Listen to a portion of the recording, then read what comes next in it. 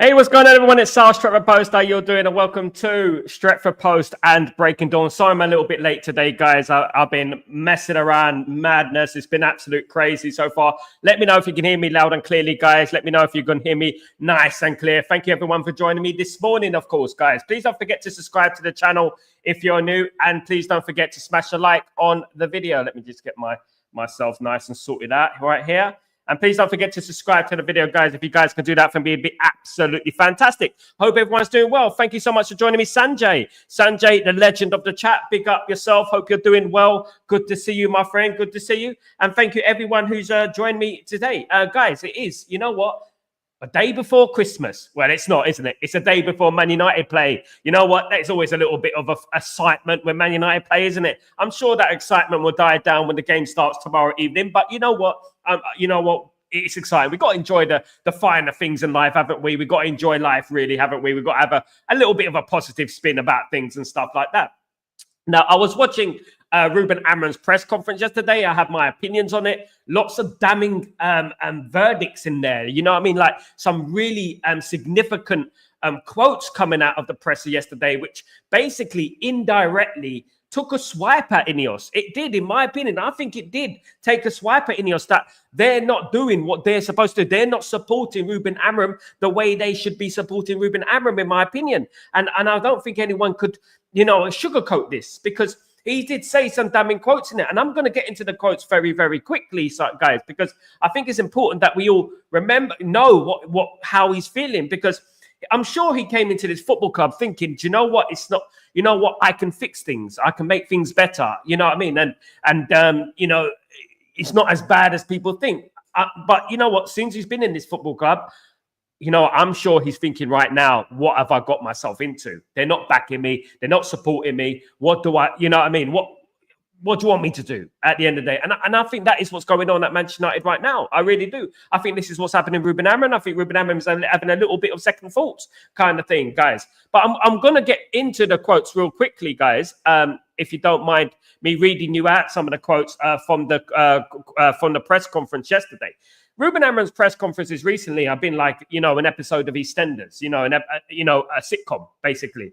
And to be honest with you, there's always these telling quotes. There's always these controversial quotes that have been going around, that are occurring. And everything he says is facts, to be honest. We have to agree that everything he's been saying is absolute facts. Because, and yet, look, you know what? He knows how it is. He knows how it is with the transfers. But I'm sure, because he mentioned after, I think it was the Crystal Palace game, he mentioned after the Crystal Palace game that he wanted signings. So I'm sure that he is disappointed. I'm sure that there's part of him is thinking, what the hell is going on here? Why am I not being backed? So let's get into some of his quotes real quickly, guys, if you don't mind. Let's get into some of these significant quotes, of course, guys. Significant quotes, of course.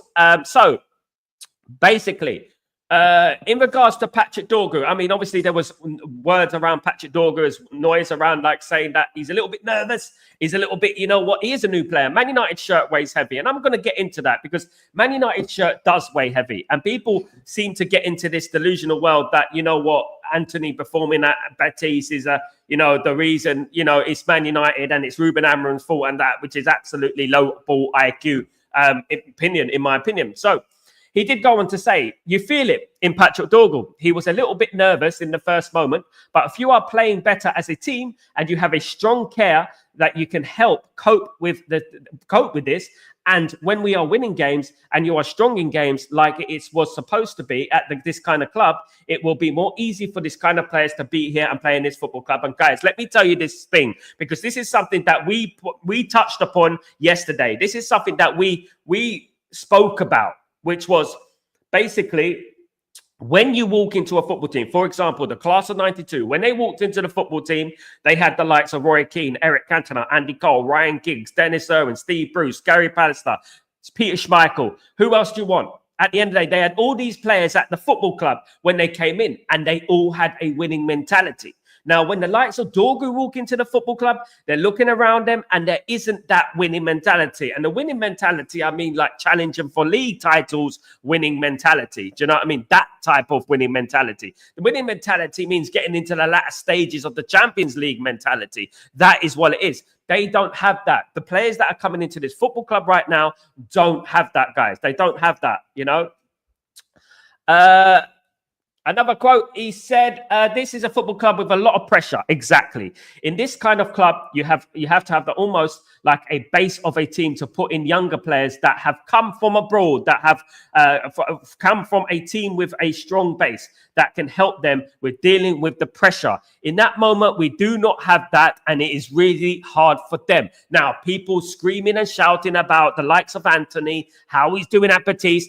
This is exactly what I was talking about. Exactly what I was talking about in regards to players wearing the shirt wearing heavy. Man United is a different animal to Real Betis. Man United are different. There's far more pressure at Man United. There's far more expectation at Man United at the end of the day. The expectation at Real Betis, with all due respect, is not the same kind of expectation at Manchester United, of course. Here it is simple to do something. We need to sell players. My focus is to pressure the game because we cannot do this now. As the window is closed, we need to focus on the games that we have, especially in the next one. And in the summer, we will see. Look, you know what? Very, very telling quotes there from Ruben Amorim in regards to we need to sell players. Do you know what I mean? And I mean, I'm very disappointed with this because you know what? Jim Ratcliffe has come along with his vanity project and you know what? Facilitated the Glazers and stayed at the football club, bought the football club on the minority, and basically can't afford it. And that is basically what it is at the end of the day. That is what it is. As much as you want to sugarcoat it, this is exactly what the situation is right now. He cannot afford the football club.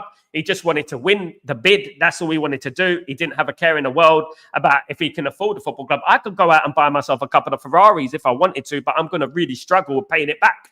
That is what life is at the end of the day. You know, I don't have a vanity project where I'm going to drive around in my Ferrari thinking about my debts. That is exactly what it is. In regards to Postecoglou, I'm a huge fan of Andy Postecoglou. He is a good guy, a very good coach. I understand the connection with me and Ange. With respect, I'm at the bigger club. He is at the bigger club. And Tottenham, again, guys, what I would say again is that this kind of thing, you know what I mean? This is facts. This is not being smug. This is facts. When you're managing Man United, when you're playing for Man United, there's a completely different pressure that comes on top of playing for Man United. A completely different animal, basically, than playing for the likes of Tottenham and the likes of Ipswich, and the likes of Everton, the likes of Real Betis. There's a different animal in regards to that. And this is exactly what I mean. Man United's different pressure. Man United's different expectation. Tottenham won trophy in 30 years. You know what I mean? Man United are the most successful team in about 30 years. And, you know, at the end of the day, we need to start getting back to where we were. You know, we've been 10 years without a title. We're still the most successful team in 30 years. You know what I mean? And that goes to show you how successful we are and how successful we should be. It was a good week until 2 days ago. We had one or two issues, but we are waiting. We have one player who is sick, so we will see on the team on the weekend. Injuries starting to mount up, and this is exactly why Ruben Amorim needed to be supported in the transfer market. It is exactly what we have been saying for a long time. He needs to be supported in the transfer market. He needs players to fit the squad. The squad is weak. Let's be honest, guys. The squad is weak. If you see the table, it's impossible to feel comfortable. We just want to win, improve our performance because we are Manchester United and we need to win the next game and improve. There is no comfort in situation at the club. Absolutely not. There's none. We need to move up that table. A nice win against Tottenham would do wonders for Man United. That'd be absolutely fantastic. Man United can go out there and win against Tottenham Hotspur at the weekend. And you know what? We go from there and see what happens. You know, winning breeds confidence, of course. In regards to Ruben Amorim on Ineos contract, I have no understanding of these problems, but that problem of our club is not new. We already knew of the rules of financial fair play, but that cannot change the way I coach the team. Absolutely. I mean, he wants to say more there, but he's not going to say more there. You can really feel that he wants to say more there, don't you? You can really feel that there's something there that he wants to say, but he's not going to say it. Unfortunately, you know what I mean? in regards to Ruben Amorim on winning the Premier League in 2028. Goodness me, it sounds a bit strange about talking about winning the Premier League in 2028. Yes, we talk about our focus is to win the Premier League and we can change everything in a few years. In this moment, we are in a difficult position, but we need to work on every day and focus on the steps. Absolutely, guys. So that is the quote. That is the conference. That is the press conference from Ruben Amorim. The key quotes from the press conference, guys, at the end of the day. And guys, what do you think? What do you think? I want to know your feelings on everything, of course, guys, because you know what? I agree with everything he says. Look, Ruben Amorim can't speak his mind. He can't really speak too much in regards to Ineos and his expectations, the signings he wanted, etc. He can't really do that because you know what? He's ended up going to get the sack. You know what happened with Ralph Ragnick when he started speaking up? You know what happens? You know what I mean? So I would say that, you know, I totally sympathize with his situation. I feel for him. I do feel for Ruben Amorim. Absolutely. I feel for his situation. And I feel that it is a difficult time to be a Man United manager. It is very hard to be a Man United manager at the moment. And that, you know, I wouldn't wish, I mean, I think I would say it's almost an impossible job with the Glazers in charge. And I hope that we can get a protest going on.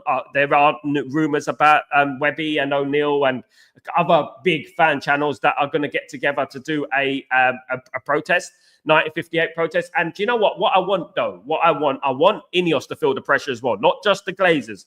I want Ineos to feel that pressure as well, because I believe that they deserve to feel that pressure as well. They deserve it because they facilitated the Glazers at the end of the day. They were the ones who are the reasons that the Glazers are staying. And to be honest with you, I think that the protest should be aimed at them as well. I really do. And I think that we should be looking at them as well because they are part of the problem at the moment.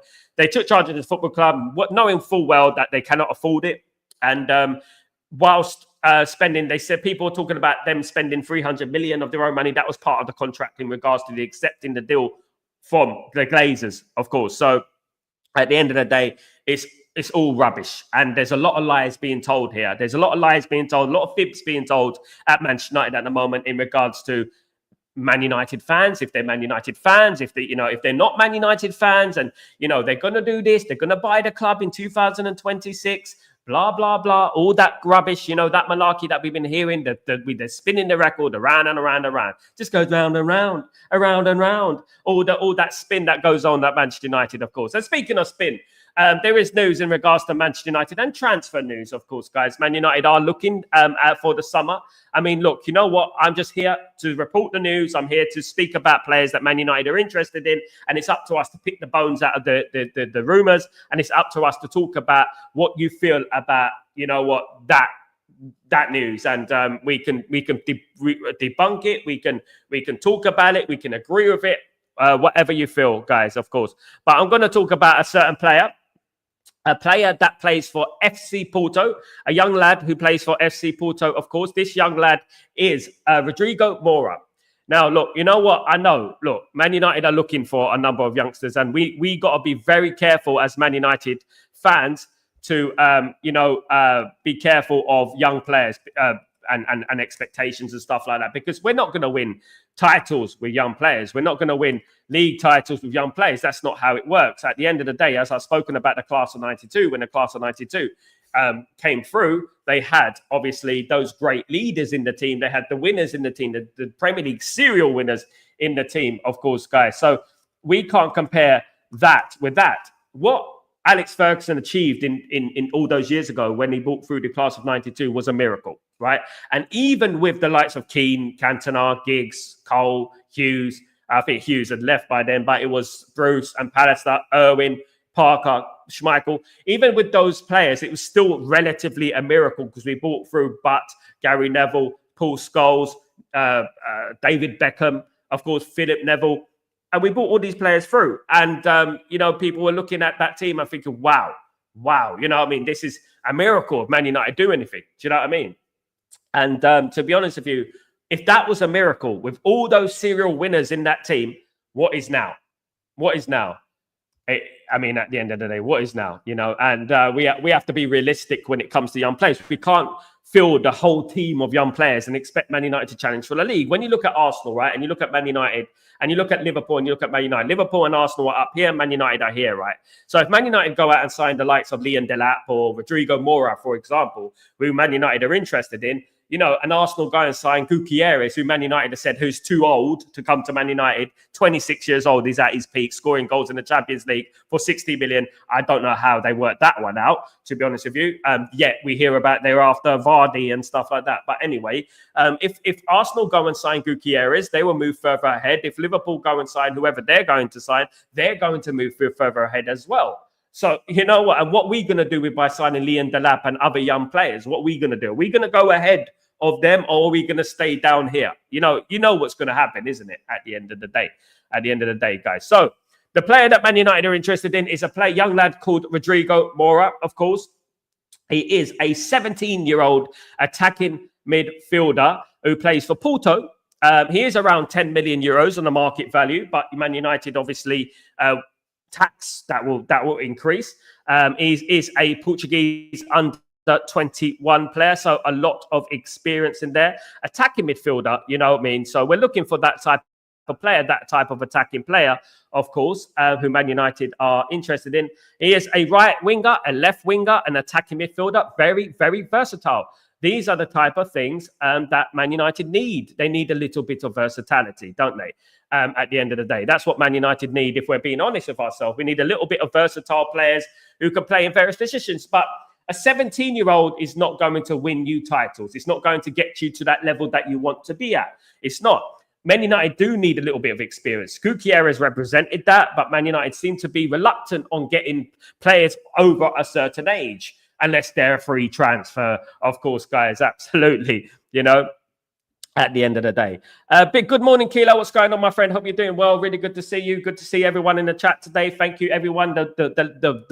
The dedicated ones who've come through today. Thank you so much, guys. Really, really appreciate that. So that is basically the news in regards to Rodrigo Mora of Porto, who Manchester United are who are looking at another 17-year-old. And yes, you know what? We're looking at very young players. And I just don't think football works like this. You have to be extremely lucky if you get a bunch of players who are the likes of 17, 18 and 19 and make them into champions. That would be incredible. That would be a miracle, because you're really disrespecting what the Premier League is. Now, this is when I get into the realms of how hard the Premier League is the hardest league in the world. I would not sugarcoat that. It is the hardest league in the world. And there are some players who cannot cope in the Premier League. There's certain players who cannot cope in the Premier League, but they go elsewhere and they do well. That's not to say that they were good enough for Man United. They weren't good enough for Man United. That's why they're elsewhere. They've had years at Man United. McTominay had years at Man United. Anthony had 2 years at Man United. There's certain players there who've had many years at Man United and it didn't work. Now, if they go out and they go and perform at another club, that tells you more about them than it does about us at the end of the day. I'm not blaming any managers anymore. I know that the Manchester Evening News and outlets like that want to blame the manager. They want to put the blame on the manager. They want to talk about how Ruben van Nistelrooy was really good with the players. They want to do that and bring down the manager rather than attack the main problem at the football club, which is Ineos and the Glazers. They don't want to do that. They're not looking at the fact that he hasn't had his own players. They haven't backed him in the transfer market. These players have been failing for years. All they've done is said, oh, Ruben van Nistelrooy was good with those players. But Ruben Amorim is only good with Bruno and Fernandes. He's only good with Dalot and Fernandes. And to be honest with you, that is just disgusting bit of broadcasting there. And this is the type of seed that the media plant against our managers. And it's up to us as Manchester United fans not to turn against the managers and not fall for that old same trick that the media have been splurting for many, many years when it comes to Man United. Ruben van Nistelrooy was really good with the players, especially he spoke Spanish with Casemiro. Well, let me tell you something about Casemiro, right? He's Brazilian. They speak Portuguese, not Spanish. Let me tell you that, right, at the end of the day. And let's talk about other things in regards to Ruben van Nistelrooy. It was Casemiro was good with Ruben van Nistelrooy. Ruben van Nistelrooy had a great personality. What does that have to do with anything like that? At the end of the day, this is a lie. This is a lie. I know this is a lie. This is media spinning things. This is the media trying to plant a seed in the Man United fans' head and some naivety, some ignorant ones will fall for it again. But this is what they want to do to make you turn against the manager, because Ruben Amorim's not their favourite. You know what I mean? At the end of the day, they won't be happy until they get Gareth Southgate in. Absolutely. Big up, Darren. What's going on, my friend? Hope you're doing well. Hope you're good, mate. Hope you're good. Good to see you. Just like Sancho can't hack the Premier League. Absolutely. Darren, thank you. At the end of the day, where are all the... I want to hear those apologies from the Sancho FC brigade. I haven't heard any apologies yet. I'm waiting for my apology, because when I was criticizing Jadon Sancho, when I was criticizing him, they all jumped to me saying, you're bullying him. Oh, I wonder why you're bullying him. You know, I wonder why you're bullying him, basically trying to suggest sinister reasons, which is ridiculous, right? I am a Manchester United fan. I criticize crap players if they're crap on the pitch, and they don't give 100% for the cause, because I know where Man United are. I know where they came from. I know our history. Do you know what I mean? So when a player like when the fans come out and start backing Jadon Sancho, where are they now? Where are they now? Can someone please come up to me? Because I did tell them that when Sancho starts to underperform, I will be here, guys. I will be here to remind you. Now, look, it's happened a little bit later. I mean, it hasn't really, when you think about it. It has been, you know what, I did say it will start about December. I said, watch in December what Jadon Sancho is going to do. Well, it's about January, February. But you know what? I was almost right at the end of the day. And you know what? It has come to fruition, hasn't it? Jadon Sancho, Jadon Scamcho. That is what's happening at the end of the day. And this is nothing to do with Ruben Amorim. This is nothing to do with Erik ten Hag. Erik ten Hag was right. Guys, he was right in everything he said. He was right. The only difference between Erik ten Hag and Ruben Amorim is that Ruben Amorim is called out Marcus Rashford and basically punished Marcus Rashford and sent him out on loan, which Erik ten Hag wouldn't do. But the majority of what Erik ten Hag had to endure was, you know what, not his fault. And a lot of the results, you know what I mean? You can't exempt complete blame. Of course you can't. But a lot of the problems that happened at Man United were due to the players, yeah, at the end of the day. And that is what we have to remember. And we're falling into this same trick. Exactly the way people are falling into the same trick again about Anthony and people like that, who scored another goal there last night. I think it was last night. And you know what? People are starting to say, I told you about Anthony. I told you he was being wasted at Man United and stuff like that. Mate, he had 2 years at Man United. 2 years at Man United. He didn't do nothing at Man United, guys. So let's keep this in perspective. Let's remember, you know, at the end of the day, who we are as a football club and the standards that we have to maintain. Anthony's not the only one. Darren, do you know what? If Chelsea came out, look, if we asked the Chelsea fans and Chelsea, honestly, if we asked them honestly, if they could pull out of the Jadon Sancho deal, do you think they would do it? I think 100% they'll pull out of the Jadon Sancho deal. I believe it. I think, you know what, they got to pay, what's it, 25 million plus for Jadon Sancho? Thank you very much. I mean, who was it? It was during this season, someone, when Sancho was kind of performing, and they were like saying, oh, thank you for Jadon Sancho. You're welcome. You're welcome. At the end of the day, you are welcome. You're welcome to him, and thank you for taking him off our hands, because we're not getting him back now. You're not going to, unless you lose every game in the season from now to the end of the season, you know what? You're going to keep Jadon Sancho, my friend. So, you know what? I mean, unless Chelsea go out there and purposely lose games, Darren, Chelsea fans already against him. Yeah, exactly. And they deserve everything they're going to get. They deserve everything they get. And all those Jadon Sancho fan FC people need to thank us, because we spoke about this a long time ago. And to be honest, we could have guessed it. We could have saved Chelsea a lot of money. Do you know what I mean? We could have done that, but they obviously didn't. They didn't read the memo. They didn't do their research in regards to Jadon Sancho, did they? Absolutely pathetic, to be honest with you. But it is what it is. You reap what you sow, and this is what's happening with Chelsea. Good for you. At the end of the day, Chelsea are going back into default settings. They're starting to lose a few games here and there, despite spending over $1 billion, of course, on their football club, guys. Absolutely. But I have no sympathy for them. I really don't have any sympathy for them, and I don't really care that they have to buy Sancho. It's good for us, of course.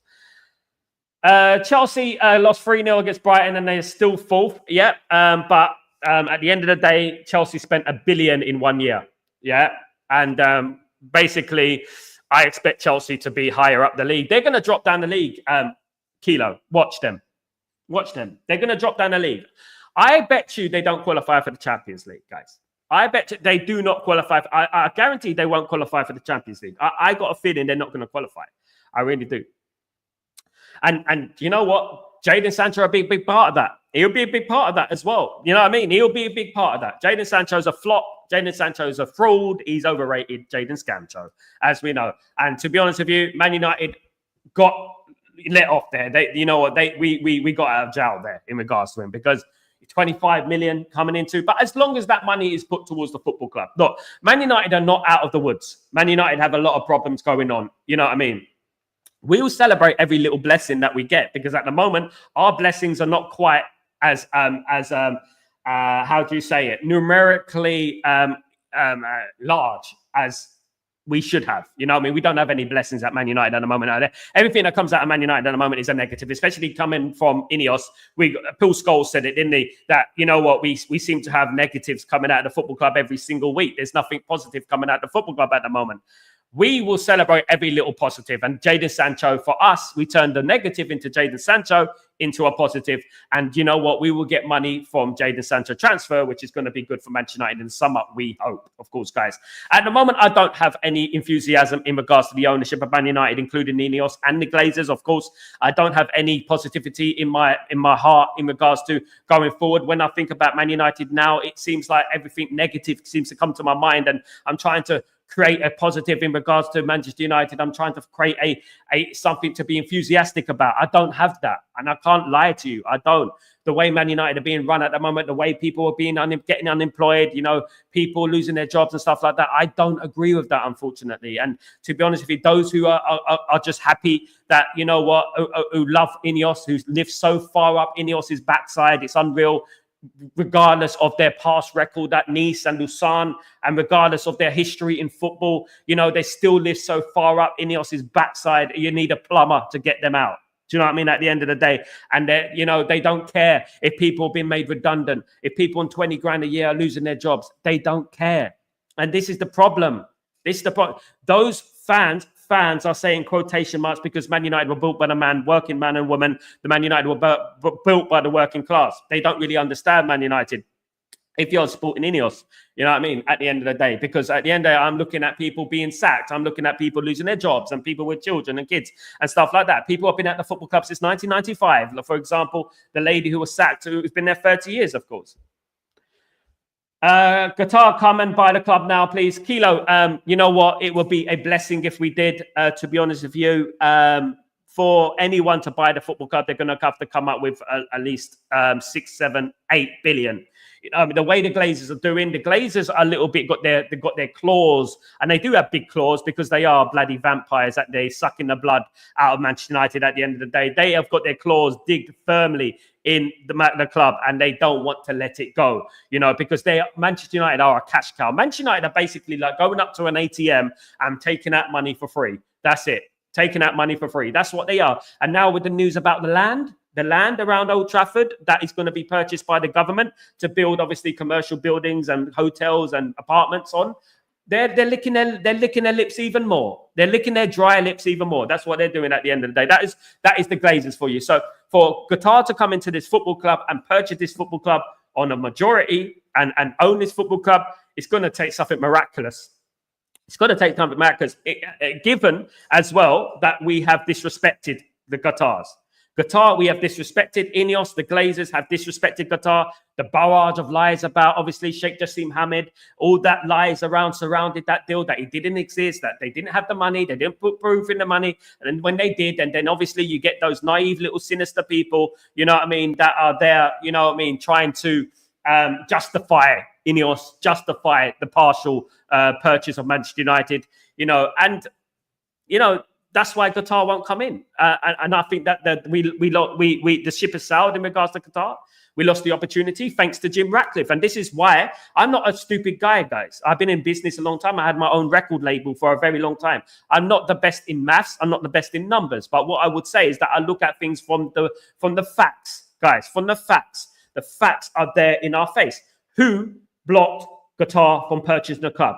Jim Ratcliffe blocked the club because the Ineos could not afford the club. They could not afford a new stadium. They could not afford the infrastructure. That's why That's why it was part of the deal between Ineos and the Glazers that Ineos put 300 million of their own money into the infrastructure of the club. That was part of the deal. It's not you know what, on our own terms, we're going to just throw 300 million into the club. It was not that. They took 300 million. It was part of the deal that they acquired 25%. That's what it is. They facilitated the Glazers.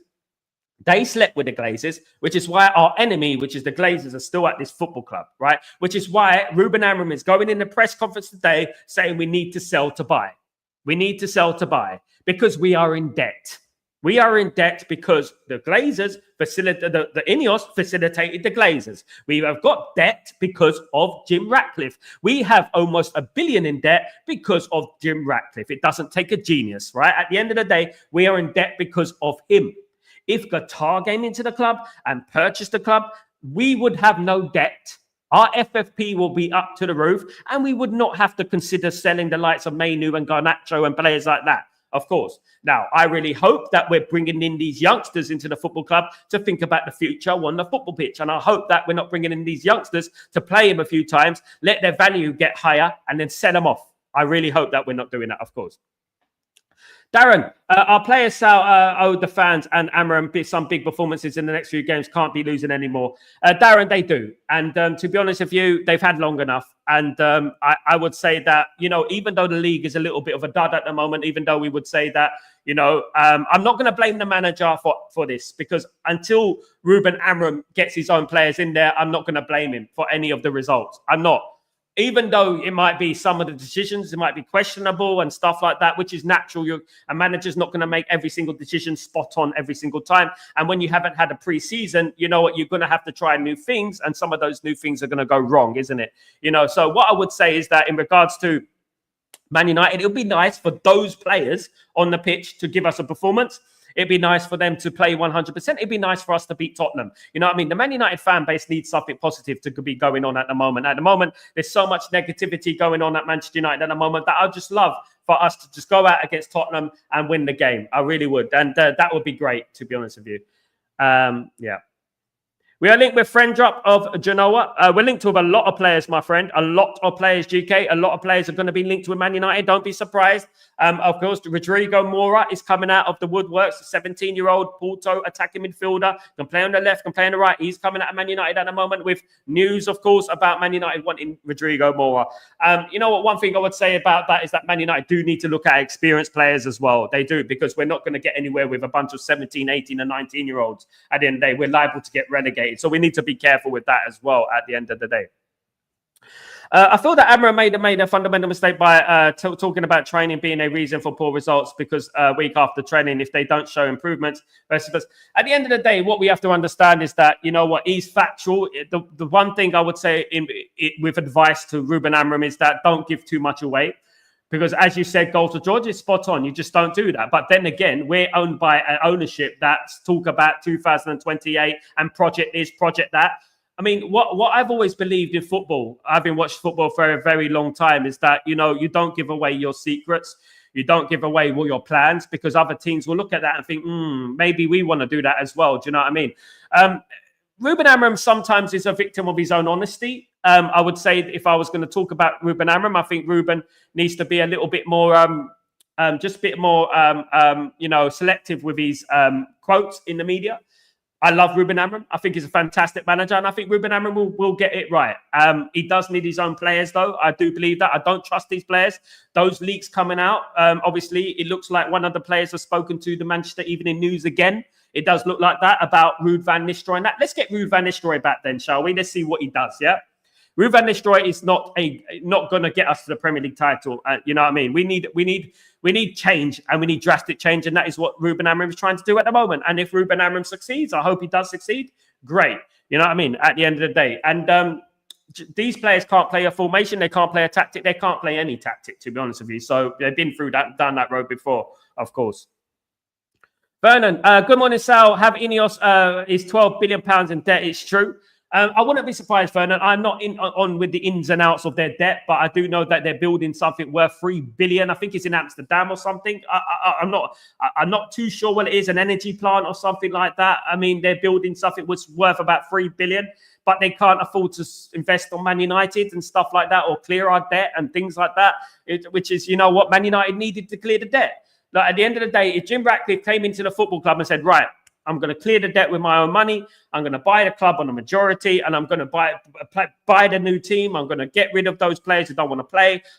Then we would support them. But at the moment, you know what I mean? I'm looking at Ineos, and they do look like they are in severe debt. They are acting like an industry, a company that are in severe debt. That's the way they're going at the moment. They're acting. They're not filling us with any enthusiasm and excitement. They're filling us with dread.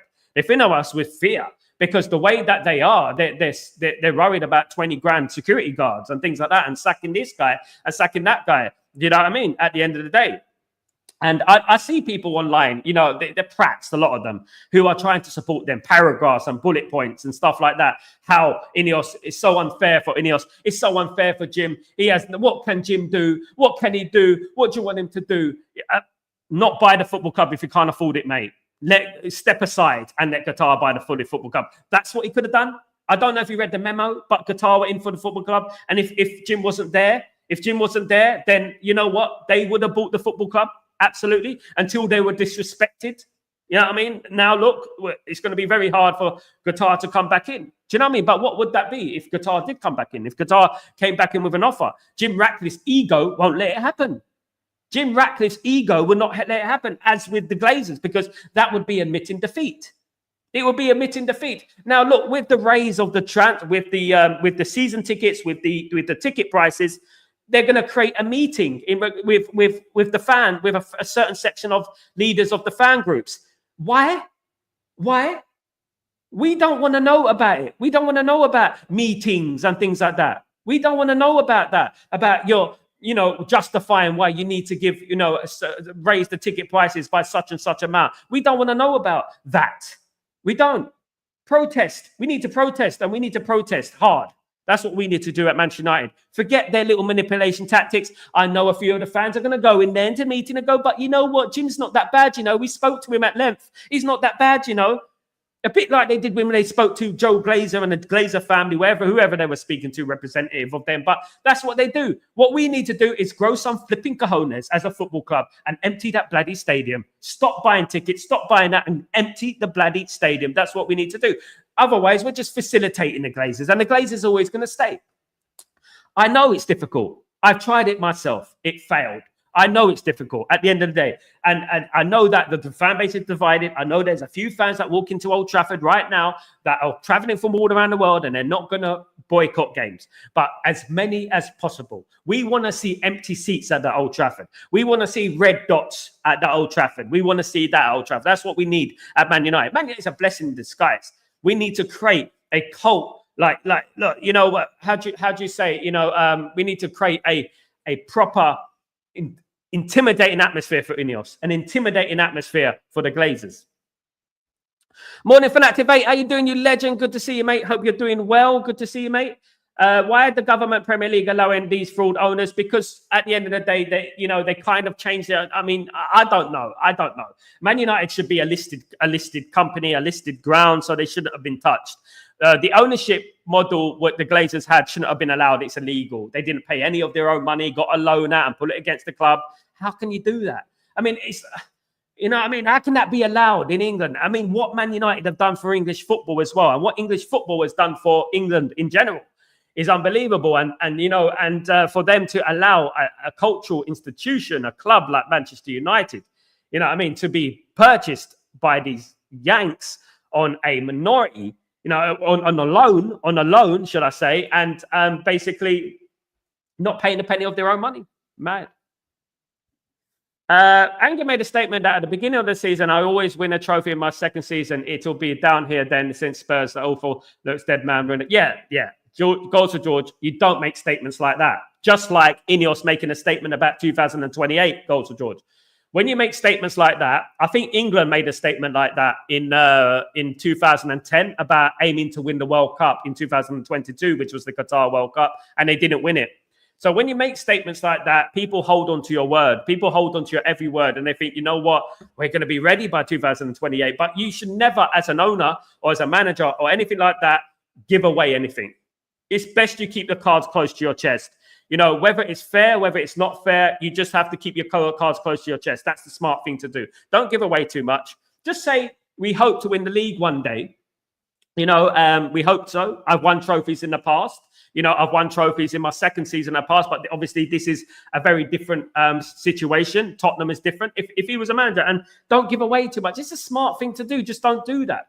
Do you know what I mean? Don't do that at the end of the day, you know, and just don't give away too much, because the media will feed onto that and the media will cling on to that, you know, and then later down the line, someone's going to say to Ange Postecoglou, they're going to say to him, I thought you said you were going to win you win every time in your third season or your second season, whatever it was. I thought you said you're going to win in your second season. You're left on the spot then, isn't it, at the end of the day? So, you know what, don't give away too much. Sir Alex Ferguson, when I look at Sir Alex Ferguson's model in regards to talking about the football club in press conferences, I learned a lot from Sir Alex Ferguson over the years. You know, I grew up with watching Sir Alex Ferguson. Do you know what I mean? And I grew up with everything he said. And Sir Alex Ferguson was like, that's none of your business sort of mentality. It was like that. It was like, yeah, what's it to do with you? I'm here to talk about the game. You know, I'm here to talk about injuries and suspensions and stuff like that. I'm not here to talk about what I'm going to do or this and that. That was Alex Ferguson's attitude, you know, and the media used to hate him for it. They hated Sir Alex Ferguson for it. They hated it, the fact that he wouldn't give them anything. You know what I mean? Absolutely. But you know what? One thing I would say is that we hope that, you know, everything works out the best in the end. I really do. Revert 7, what's going on, my friend? Hope you're doing. What's your prediction for tomorrow, Sal? One of brothers works for Tottenham FC. I need bragging rights low. I'm going for a 2-1 win for I'm not just saying that because I'm being overly zealous or anything, Revert 7, but I'm saying a 2-1 win to Man United tomorrow. I think Man United will show up tomorrow. I've got a feeling. I'm doing a live watch along, guys. Don't forget to join me for the live watch along. I am doing the live watch along, of course. So I'm going for a 2-1 win for Manchester United. That's what I'm doing, guys. And looking forward to the game, really. Looking forward to the game. And hopefully Man United make us a little bit happy. You know what I mean? Of course. It does look like Man United will be playing, hopefully, AZ Alkmaar in the Europa League. So I'm looking forward to the Europa League. Europa League, obviously, we're going to put our eggs in that basket. And hopefully we win the Europa League. It's very important, of course. Good morning. Absolutely. Good morning, brother. Hope you're doing well. Good to see you, mate. Big up, of course. Big up Fanatic 8. Sorry if I missed your comment, my friend. Big up yourself. Hello, Sal. Frojup is a solid player, a player with intensity Amorim is desperate for. Frojup Easton, at the end of the day, Amorim is not desperate for Frojup. I haven't heard much about him, but Amorim is desperate for a lot of players, Easton. There's a lot of players out there who Amorim is desperate for. We could throw names out there all day long about players who are desperate, but are they the right character to play for Man United? Are they the right character? That's what we have to understand. Are they the right personality? We know that this shirt weighs heavy. We got to stop looking at players based on what we see with on the football pitch and start judging them by their character as well. The contents of their character. I think it was Martin Luther King. He said that. You know what I mean? We got to look at their content of their character, of course, as well, which we're not doing at the moment, which is why when certain players come to Man United with glowing reputations, they flop, they fail. And that is obviously what we have to be serious about.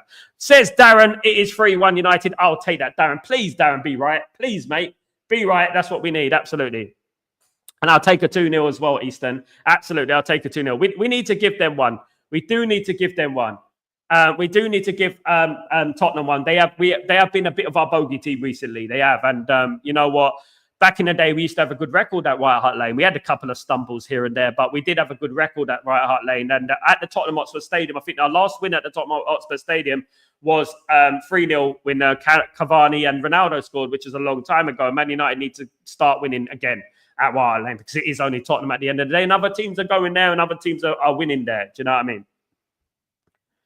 The shirt can weigh heavy on some. Absolutely, Revert 7. Look, we have to look at players, not just throw names out there. It's very easy to throw names. I can throw names out there all day. I've got 1,000 players in my head right now. I can throw out there in my head, not on Google and transfer market and things like that. I can actually go in my head and pick out players from South America, Africa, wherever you're going, from Hearts of Oak in Ghana, all the way to FC Tokyo in Japan. If people want to talk about world football and names, I can throw names out there all day long. The thing is that we need to sign players based on their personality, not just their quality, not just their talent, based on their personality, based on their ambition. When Alex Ferguson signed Patrice Evra, I don't know if you've seen the Patrice Evra interview, when the last quote, the last thing that Alex Ferguson said before Evra signed that contract was, "Are you ready to win every single game?" He looked him dead in the eye and he said, "Are you ready to win every single game?" It took Evra aback. He was like, wow, you know what I mean? Are you ready to win every single game? And that is the sort of mentality that we used to have. We need to have players that are ready to win every single game. Are you ready to win? That is what it is at the end of the day. And we need to look. At the moment, I don't think any of these players are ready to win, because when the going gets tough, you know what I mean, these players don't get going. Do you know what I mean? At the end of the day. Ferg was excellent judge of character. Absolutely. He used to, Revert 7, he used to take him out, take the family out. He used to get to know the player. He used to get to know the dad. He used to get to know, before he even spoke about football, he would speak about, you know, the personality of the player, what their hobbies are, if they're married, if they have a girlfriend and stuff like that. He used to look at that. Do you know what I mean? And it's very important, because, you know, you get to know the person. And is this person going to fight for me? You know, is this person going to be... Look, for example, the Champions League final in 1998-99. Many teams in 98-99 would have folded. The amount of adversity we suffered in that season, a lot of teams would have just given up. Against Bayern Munich, people would have thought, oh, well, we gave it a good shot, guys. Not that Man United team. Man United didn't get through on talent. Talent plays a small part. Don't get me wrong. You know, you need to cross a good ball in for Sheringham. You need to do that. But it's also character. Character is also something that won us the treble. It was about character and the person, the personality of the person that won us the treble as well. It weren't just, oh, you know what, he's a good player, we chuck him on. Sancho can score goals, we chuck him on. You know what I mean? It was a winning mentality. It's something that we don't have now. It's like, no, never give in. Alex Ferguson said it. We never give in. Right now, we go 1-0 down after 5-10 minutes, we give in. You can see from those players there that, you know what, those players just, they haven't got it. How are they going to get back into the game? You know, it's like they start playing like they're running through cement. It's almost like that. And, you know, this is the character. And this is so important when you're signing players. You know what I mean? I'm sure Friendrop and Højlund are the same type of players. I'm sure they're the same quality. You know what I mean? But when Rasmus Højlund comes into Man United, Rasmus Højlund was ranked as something so big at Atalanta. Don't get it twisted and don't let the media confuse you. He was. And then, you know what? When he comes to Man United, he's like, oh, my goodness, I can't do it. You know what I mean? I think we need to be careful, of course. Absolutely. United seems to lose games when they play on Sundays. So many of my Sundays were ruined by United being epic. I don't trust the team to get the job done. Goals for George, have you noticed that Man United seem to play on Sunday every time? I don't like playing on Sunday either. Even back in the day, some of the worst games that Man United played, and some good games. I know Man United was successful when I was younger, but some of the worst games I've witnessed as a Man United fan have been on a Sunday. I think I remember Man United playing Liverpool at Anfield, and I think Liverpool winning 2-0. And I think it was Jamie Redknapp who buried one in the corner. Yeah, I think it was that. We also lost 2-0 as well at Anfield wearing the grey kit. Do you remember the grey kit as well? So the first one was 2-0 and we were wearing the black kit. If you remember back 1994, around that time, 95. And then a year later, I think we lost 2-0 with the grey kit on a Sunday. And from then, it's like I've sort of felt like Sundays are not really good for us. They're a bad day. At least you can enjoy your Saturdays. Absolutely. That's good. That's true. That is true. Yeah, that's true. But then again, we get the anxiety, don't we? We get the anxiety about, you know what, are we going to win on Sunday, though? On Saturday? Are we going to win on Saturday? We get that Sunday anxiety, don't we? We get that Sunday anxiety that, oh, God, no, you know what? We're playing there tomorrow. How are we going to win tomorrow? Are we going to do the business tomorrow and stuff like that? That happens when playing in Europa League on Thursdays and Sundays. We didn't play in the Europa League, though, is it, this week? We didn't play in Europa League. So I don't know why Man United are playing on the Sunday this week. I think Man United should have played on a Saturday this week because, you know what? Even at 5 o'clock, do you know what I mean? Man United should have played on a Saturday, not on a Sunday. But it is what it is. And do you know what? We just have to have fingers crossed that we get the result tomorrow. Absolutely. Absolutely. So hi, Sal. Are we a Sunday League club? Yeah, we're a Sunday League club. Yeah.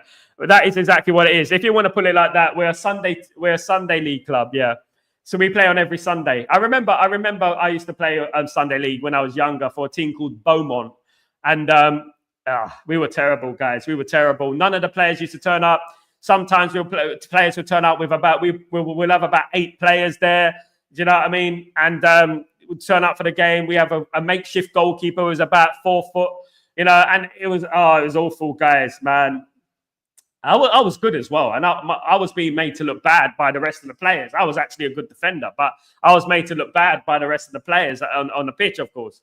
Big up, Randy. Big up, everyone. Absolutely. Big up, everyone who's joined me today, of course. Sorry about I was slightly late today, guys. Absolutely. My laptop is playing up as well. Darren, that's one for you. My laptop was playing up today again. My laptop is having a moment of drama, midlife crisis, probably, in regards to that. So I had to get the Mac out.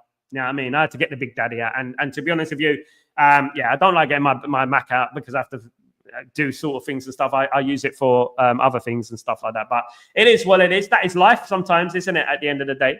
Absolutely at the end of the day. But you know what? I've got a good feeling about tomorrow, guys. I have got a good feeling. You know, it's not that bad. The bad feeling I have tomorrow. I've got a little bit of a positivity about tomorrow. And you know what? We win tomorrow. It might be a turning point. It does take a little spark. You know what I mean? It does take a little spark to ignite something. Do you know what I mean? To ignite something brilliant.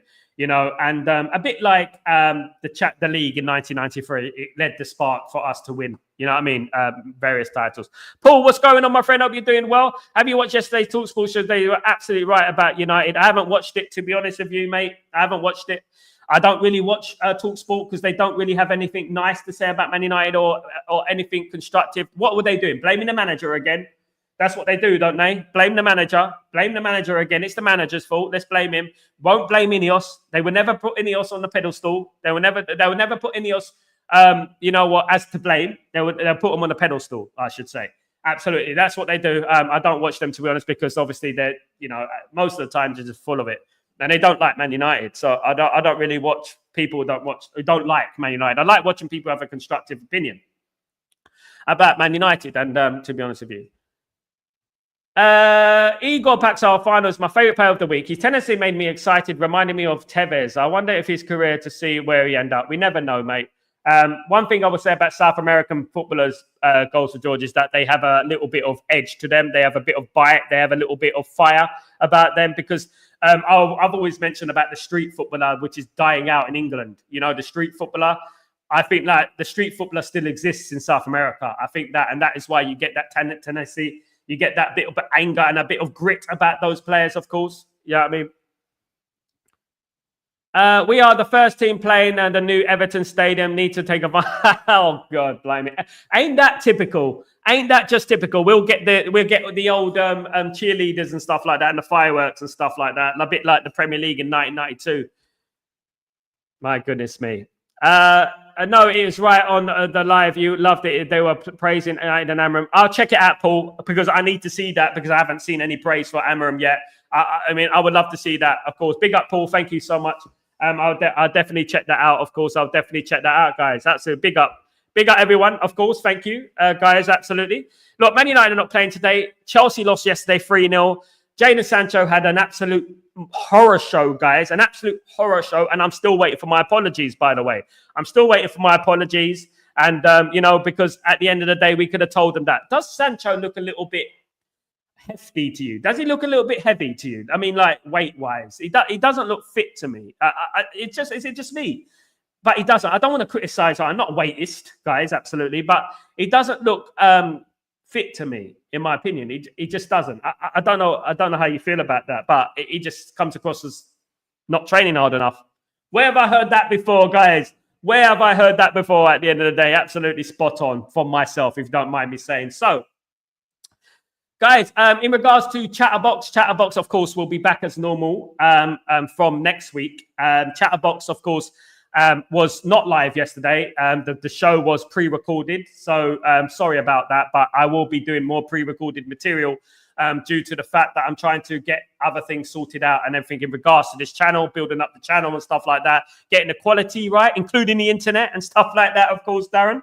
And to be honest with you, I'm just trying to do other things to improve the channel. So it's all for the benefit of the good, basically. You know what I mean? Absolutely, the greater good, as we should say. As you say, Sancho is finished. I think he's finished, mate. I think he's finished. You can go to Holland or something after this. At the end of the day, Chelsea fans, Sancho is a free now. Freedom.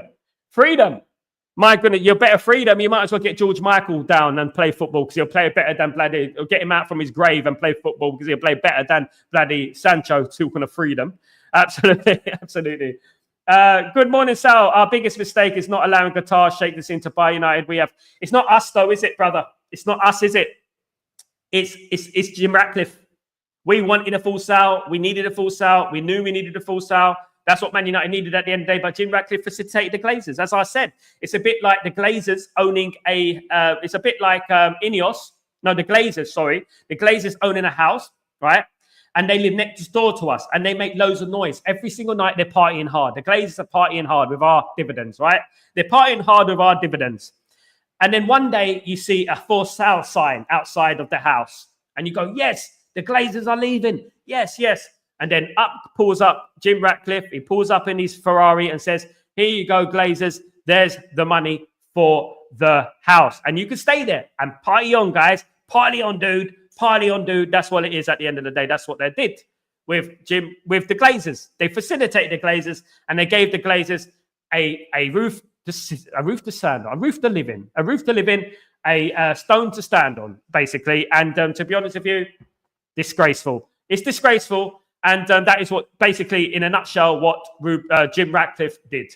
And whoever loves that, whoever tries to justify it, whoever tries to throw bullet points at me, whoever tries to give me a lecture about it, the facts speak for themselves.